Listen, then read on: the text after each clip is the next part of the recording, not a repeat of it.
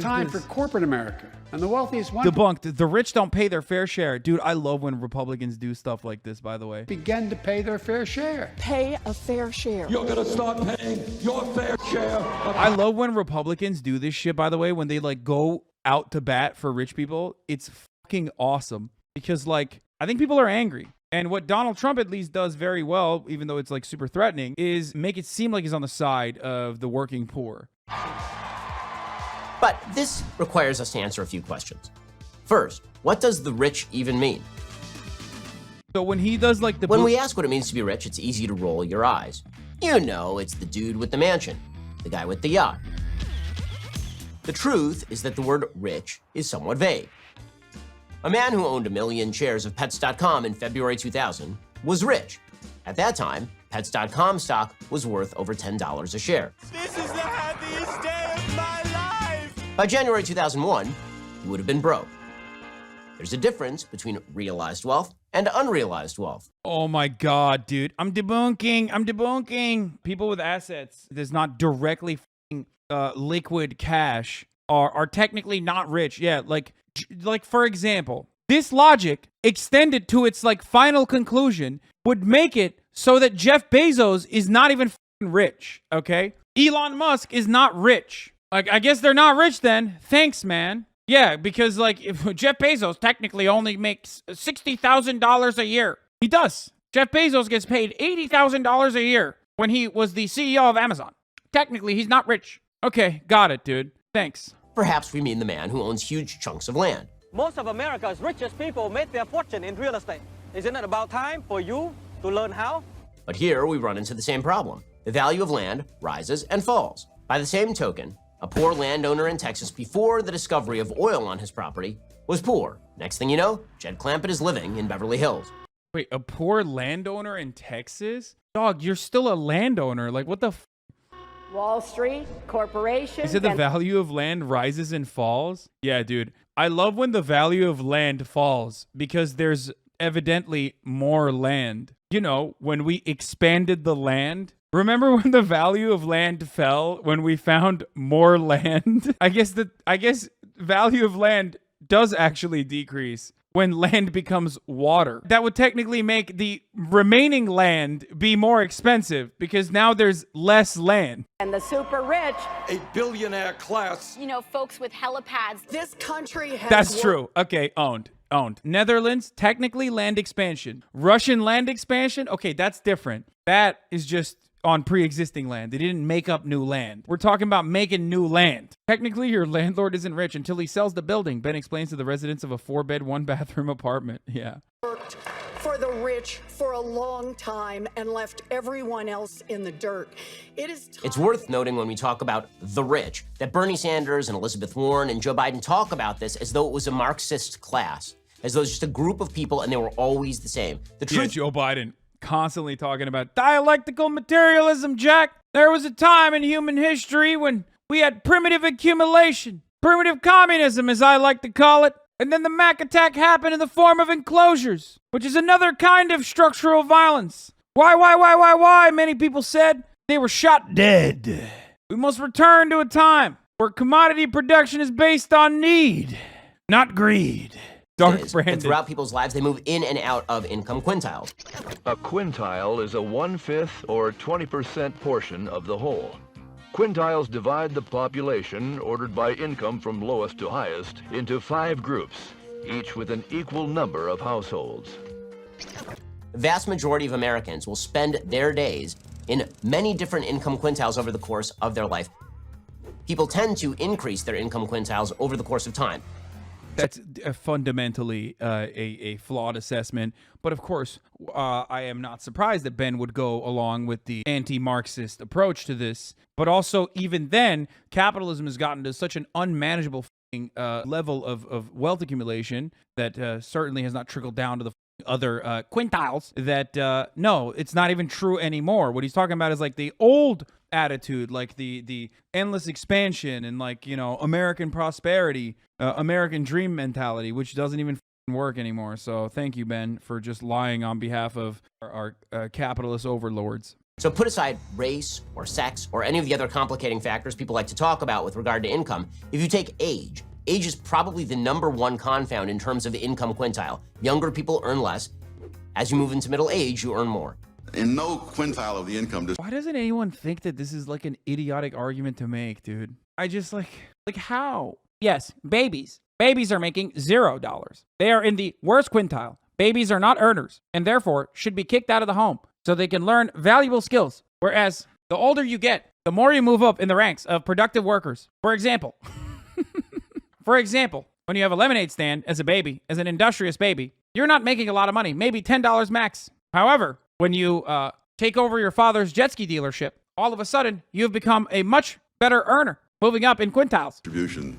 Do the people tend to stay there? People are constantly moving among these brackets. So what does the rich mean? Typically, we actually mean people who earn a lot of income. Most of what I've heard you talking about has been about the distribution of income rather than about the distribution of wealth. The Elizabeth Warrens of the world want to tax wealth. Yes. You built a factory and it turned into something terrific or a great idea. God bless. Keep a big hunk of it. You take a hunk of that and pay forward for the next kid who comes along.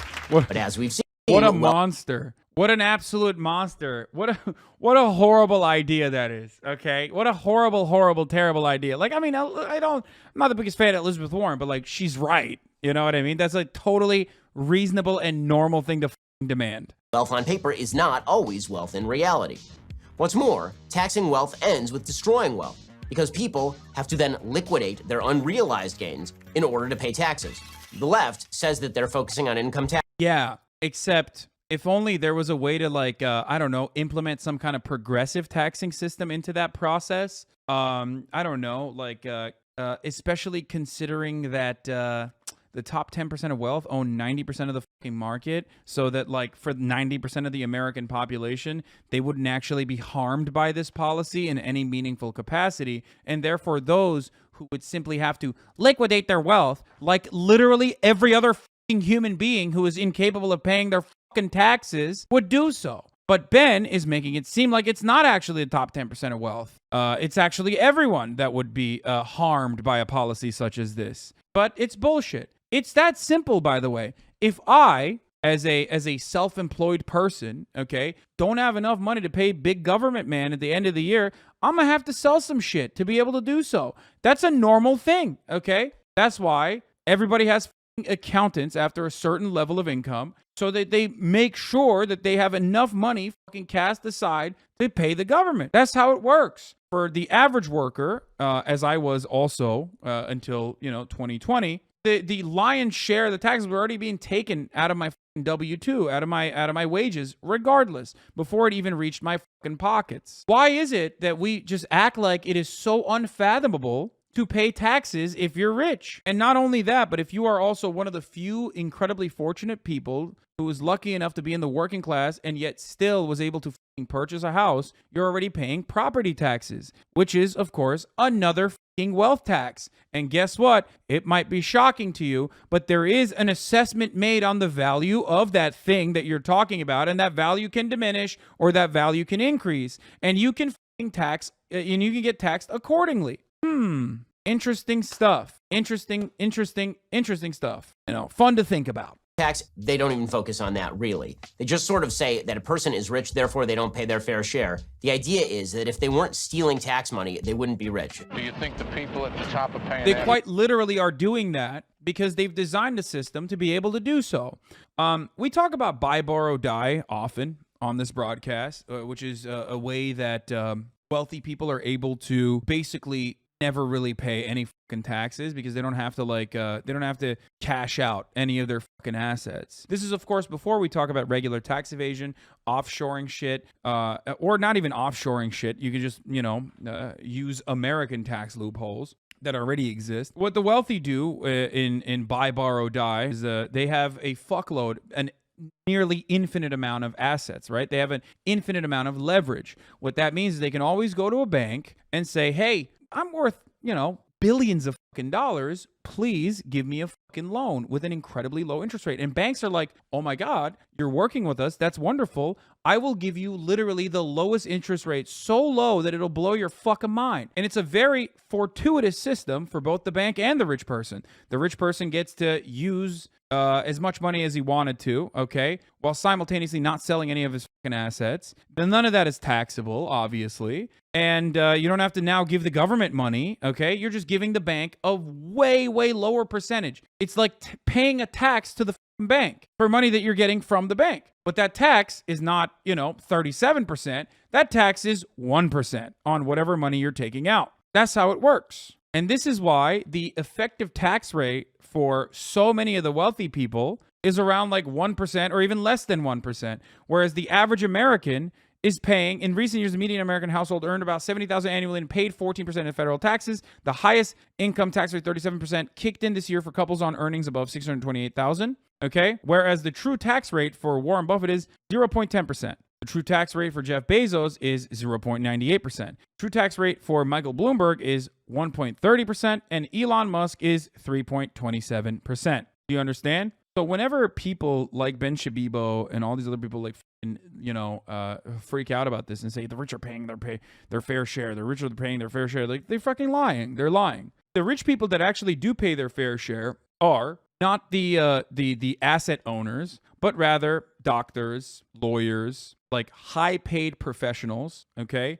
Doctors, lawyers, athletes, Hollywood celebrities, shit like that, musicians. And also don't forget how rich people play with asset evaluations and literally get millions in tax returns as well. There's also that part as well. Aside from how much of your like yearly earnings are immediately going back into taxes, what you also obviously have to factor in is the cost of living, which is incredibly expensive if you are, it is very expensive to be poor here. No, I do not.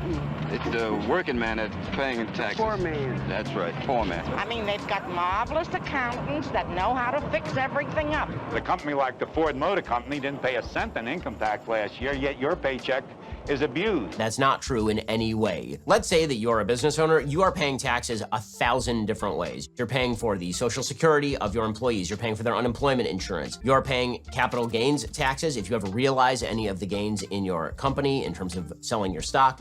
And then once it comes to you in terms of income, you're paying income tax. When you pass it on to your kids when you die, you then have to pay an estate tax unless you come up with some legal workaround. We should not be taxing every dollar a dozen different times. There's like 15,000 people in the fucking country that are paying that, dude. What the fuck? The estate tax starts at like what, 15 million? What the fuck are you talking about? 15 million, dog. What do you mean? What do you mean? You're paying an estate tax. It's like, dude, 15 million? Who? I'm not paying estate tax. If I die tomorrow, I'm not paying estate tax. The you is maybe Ben Shapiro. Maybe. Okay? Maybe. When your company takes in $1, when you pay an employee, when you earn it as income, when you buy stock and the price goes up, when you sell that stock, when you pass it on to your kids, we should be taxing every dollar once and once only. Which means that if you paid taxes on a $5 million income one year, you shouldn't have to keep paying taxes on those same dollars afterward. Uh-oh, capital gains tax. Which brings us to the second question. What does your fair share mean? First, we have to define what it means to pay your fair share. Now, you might think this means we all pay the same percentage of our income to the federal government, a flat tax, or a single rate. Let's say the flat tax is 20%. If I make $2 million, I'd pay $400,000 to the federal government. Or we might say that there should be a flat percentage tax. That would yield higher in revenue, I think. Actually, that's probably not true because we do rely on, there are so many more middle-class people out there than there are wealthy. So I don't know if a flat percentage tax would actually yield better results. Every quintile is responsible for their piece of the pie, so to speak. So if the top 20% earned, say, 50% of all income in the United States, they would pay 50% of all income tax. Neither of these things is true in the United States. According to Statista's research department, the top quintile of income earners in the United States earned approximately 52.2% of all income in the United States. The top 1% pay approximately 40% of all federal income tax. The top 50% of taxpayers pay essentially. That's really interesting that Ben's saying that, right? The top 1% is paying 40% of all federal income tax, right? Okay, but we're not even talking about those motherfuckers. I'm one of those motherfuckers, okay? We're talking about the motherfuckers who are in the top 1% that are paying that federal income tax and yet still have infinitely more that are hidden in the form of assets in the fucking stock market that are unrealized gains, which you are trying to defend currently. Okay? That's the problem. The top 50%. He literally immediately starts talking about like income. Yeah, that's crazy. Can you imagine the possibilities if the top 1% of income, if the top 1% of income taxes or taxpayers are paying 40% of the federal income tax? Now imagine the possibilities if there was a fucking wealth tax, dude. That's crazy. Forcing people to liquidate to pay taxes is the worst idea I've ever heard. Yeah, man, you're so right. It's such a bad idea. You would never do that for anything else. Totally. Except you would do that, like you as an average person. If you're in my Twitch chat, you probably don't own a load of assets. Okay, I'm gonna be honest with you. I'm gonna keep it real with you. You probably would have to do that. You're not a fucking billionaire. Okay, you're just not. And the reality is, you will probably, in any kind of like progressive taxation system that implements some kind of wealth tax or some kind of increase in like capital gains taxes for above a certain level, okay, you're not going to be hit by that. Don't worry, brother. Of course, all those billionaires that would actually be hit by that are getting think tanks, the right think pieces to make you think, you fucking dumbass with your stupid fucking Honda Civic from 1997, okay, are going to get taxed in the same way the fucking billionaires are being taxed. Could cause a market to crash. I own a house and my 401k is fine. Your 401k is fine right now? Interesting. Percent of taxpayers pay essentially 401k, more like 21k now. Motherfucker said that, oh, the stock market could crash, dude. Think about the economy. All income taxes. In actuality, the United States has the world's most progressive income tax system, at least according to the Organization for Economic... Also, it's so funny to be like, I own a house, and then also simultaneously be like, forcing to liquidate someone's assets is ridiculous. Like, bro, you already pay property taxes, okay? You literally pay property taxes. So you already recognize that like some kind of wealth, some kind of math factors into that, right? The value of your home is how you pay property taxes. That same kind of math could be applied to your fucking unrealized assets. Cooperation and development. So after you make $10 million in 1 year, your dollars after that start to get progressively taxed at a much higher rate. At what level are we really just living in excess? And what kind of society do we want to live in? Underlying all of the leftist complaints about the rich not paying their fair share is a lie. The lie that the rich make all the money in America. The country is awash in wealth and cash. It's just that it's not. The top 1% of income in America is $600K a year, pretty far from $1 billion. I know that 1% is gigantic. Okay, it goes from 600,000 to like a couple million to 10 million to 100 million to fucking holy what the fuck just happened? Not in your hands. And yes, if you are in the Twitch chat currently, you say $600,000 a year is insane. Anyone who's making $600,000 a year is already paying a pretty fucking whopping sizable percentage of that back to the federal government, and depending on what states they're living in, back to their states. No one is fucking making $1 billion a year, however, in income. Okay? Do you understand? That's the difference, chatters. No motherfucker is making $50 million a year in income unless they're like LeBron fucking James, dude. Hello? It's how your net worth increases. To reach that conclusion, the Census Bureau, for example, ignores money transfers. When we talk about money transfers, we mean anytime you get a check from the government or a rebate from the government. So if you're talking about the Earned Income Tax Credit, the Supplemental Nutrition Assistance Program, God, food stamps. No. Subsidized medical care like Medicaid and CHIP. Subsidized housing, heating subsidies, and other social services. Now, when we look at the 2013 income distributions, for example, we see that after transfers, the bottom 20% of income earners saw their average income share rise by nearly 500%. The second lowest, nearly 100%. Bro, you can't fucking show that number. Wait, it literally, what? I don't believe that. Where the fuck is this info coming from? First of all, 2013 income distributions? 2013? That after transfers. 2013 income distributions? Also, why is the income distribution stopping at $250,000? I'm so confused. Bottom 20% of income earners. 500% of zero is still zero? Why? Why is it that the Congressional Budget Office's numbers fucking stop here in this graph? 150K is the mean of the top quintile? Maybe it's the lowest number of quintile. Oh, because it's 2013. No, that can't be true. Oh, we're also looking at fucking income. Jesus Christ. Even then, it doesn't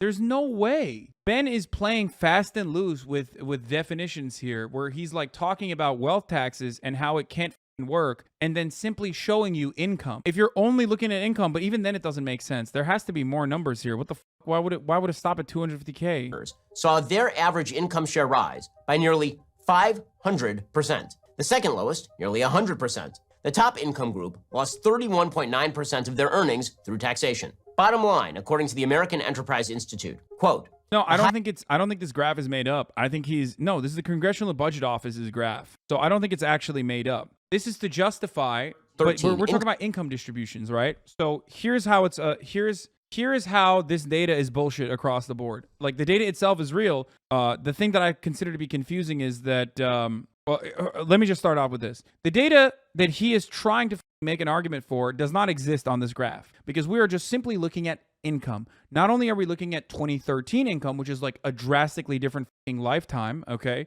but we're also looking at 2013 income distributions rather than wealth across the board.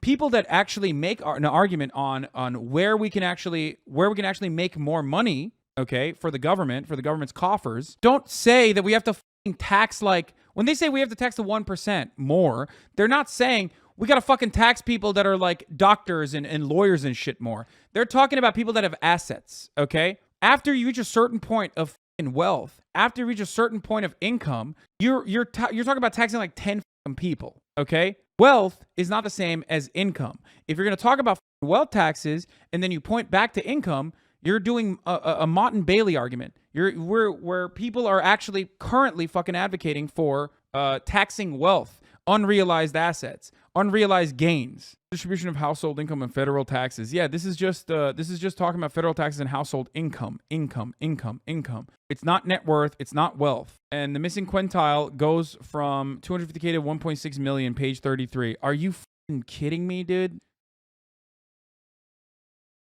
Dude, why did Ben not put that in the graph, dude? The x-axis on Ben's graph is also not displaying percentiles. Well, yeah, of course it's not displaying percentiles, because, like, if he did, and it's not laziness, it's nefarious, if he did show that, then you would very easily recognize, like, wait a minute, this is missing some fucking percentiles on here. The graph is dog shit, but the data is hard to fuck up. Exactly. I mean, this is nefarious. Ben only used the first 4 blocks and left out the richest people, which are the fucking 1%! Which is a video about how the 1% are already paying their fair share in taxes. There are a couple different things that Ben Shapiro is doing in this video. I feel like I need to watch this one more time and then give it a better assessment. For example, one of the things that he's doing so regularly is playing fast and loose with the definition of what it means to be rich, which is ironic because he says he's talking about how vague of a concept this is, but then he's like deliberately going between income taxes, which is a thing that we do actually tax, versus capital gains, a thing that is like easier to avoid taxes on. Income distributions, for example. Anyway, also, this is before we even have a conversation about like whether this is a bad thing or not. This is a good thing. This is what social safety nets are supposed to do. Social safety nets are supposed to take from the people that have a lot of money, that pay for those social safety nets, and make it so that people have no money have at least like a lifestyle that is similar to someone with at least a little bit of money, okay? Like Medicaid, for example. It's a good example. It's not a waste. It's a necessity for survival. After transfers, the bottom 20% of income earners saw their average income share rise by nearly 500%. The second lowest, nearly 100%. The top income group lost 31.9% of their earnings through taxation. Bottom line, according to the American Enterprise Institute, highest income quintile is financing 96% of the entire system of transfer payments to the bottom 60% and funding the operation of the federal government. And the United States spends a boatload more than all other countries on social spending. We are just bad at it. The reason people like me moved from California is not just because I don't like paying high taxes, but also because they were just taking that money through sheer brute force and spending it on inordinate amounts of garbage. According to the nonpartisan Peterson Institute for Economics, the United States spends 20.8% of its GDP on social services, just 3.2 percentage points below the EU average and higher than Canada and Norway. Where other countries count healthcare spending as a government expenditure, the United States gives people tax breaks on healthcare spending. If you add those tax breaks into the calculation, the United States spends more than any country other than France on social services. How are you going to point to this and then not understand that like socialized healthcare is the fucking only solution to this problem. Like, motherfucker, you look at this and you go, first of all, I don't even believe this, but like what is the take here? Like, where other countries count healthcare spending as a government expenditure, the United States gives people tax breaks on healthcare spending. If you add those tax breaks into the calculation, the United States spends more than any country other than France on social services. So when you hear people on the left say that the rich don't pay their fair share, understand they are lying to you. The rich don't just pay their fair share, they pay everybody else's fair share too.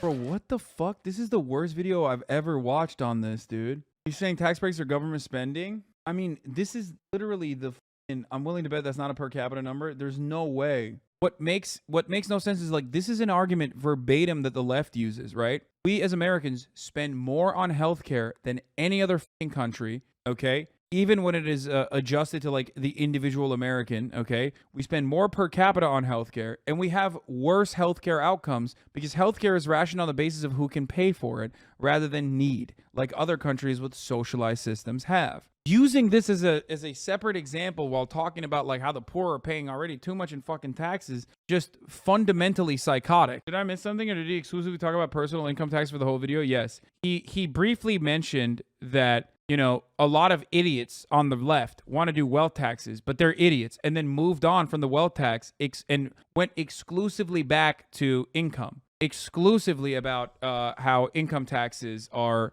ridiculous, and like all the people that are paying the highest in the highest tax bracket for income taxes are paying for all the fucking services for the dirty, disgusting, filthy poors. That's basically the argument that he's making. Even though the services, as Ben also openly admits, kind of are costly, it's still not good. Which is also, but that's it. Wait, he finished it? Ton of. This is an insane video. This might be the worst video I've ever seen from Ben Shapiro. What did he didn't debunk anything. Ben Shapiro said absolutely zero about how the wealthy could be taxed more. This is very weird. This is a very, very strange video. I would have expected him to have like better talking points than this, honestly. Bro, just by like how the rich people operate, let me just tell you something, okay? If you're poor right now, and you think one day you're going to be rich, and therefore you're trying to advocate for like, you know, better conditions for the wealthy, you're a fucking idiot. Like, at least if you were smart enough that you were going to be like rich, if you believe in a fucking meritocratic process,